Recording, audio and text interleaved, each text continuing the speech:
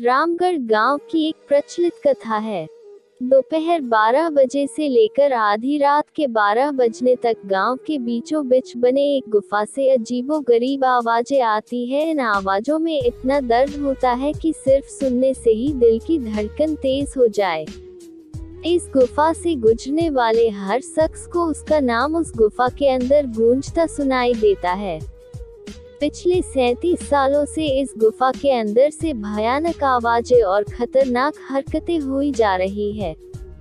एक तो ये गुफा गांव के बीचों बीच है, तो ऐसे में गांव के लोगों को इस गुफा के खौफ को खत्म करना ही होगा, और ये तभी खत्म होगा जब अंदर से ये खौफनाक आवाजें और आकर्षण खत्म होगा।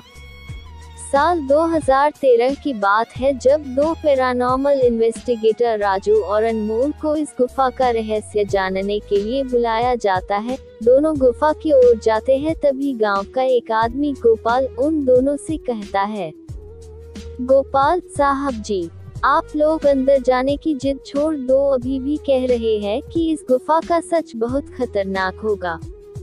राजू, अरे गोपाल जी, हमारी तो ये ड्यूटी है, हमारा डिपार्टमेंट हमें जो टास्क देता है उसे तो पूरा करना ही है।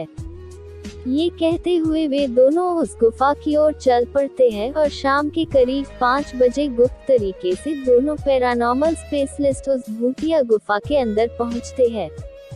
राजू और अनमोल के अंदर दाखिल होते ही गुफा में उनके नाम की गुस्सैल आवाज गूंजने लगती है, हंसते हुए, चले जाओ यहाँ से, नहीं तो मरोगे दोनों तुम लोग, इस दर्द की दुनिया से बाहर निकल जाओ, नहीं तो दोनों की मौत आज रात 12 बजे तय है। अनमोल, यार राजू, ये गुफा कितनी अजीब है, आज तक ऐसा कोई केस हैंडल नहीं किया जहाँ बेजुबान गुफा धमकी देती हो। अनमोल, बाप रे, ये कैसा दरवाजा है, ये तो मेरे दादाजी की आवाज है। अनमोल को उस दरवाजे के पीछे से उसके दादाजी की आवाज सुनाई दे रही थी। वो सुनकर अनमोल खुश और इमोशनल हो रहा था।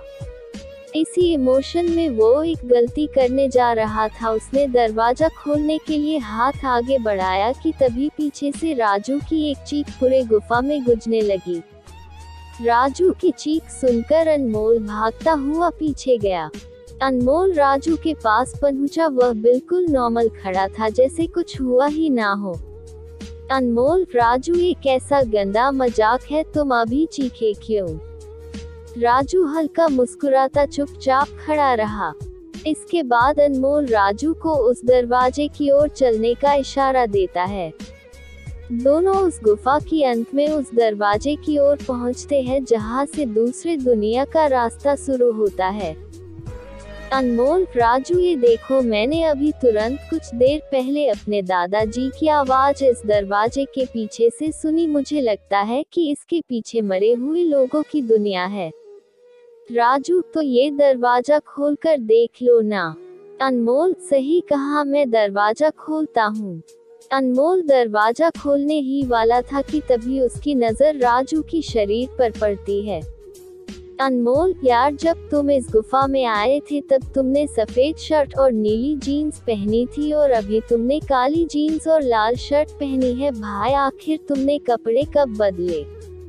तभी राजू के दांत बाहर आने लगते हैं, उसका कद बड़ा होने लगता है, उसके हाथ के नाखून बड़े होने लगते हैं, और अब वो पूरी तरह से एक डेविल बन चुका था।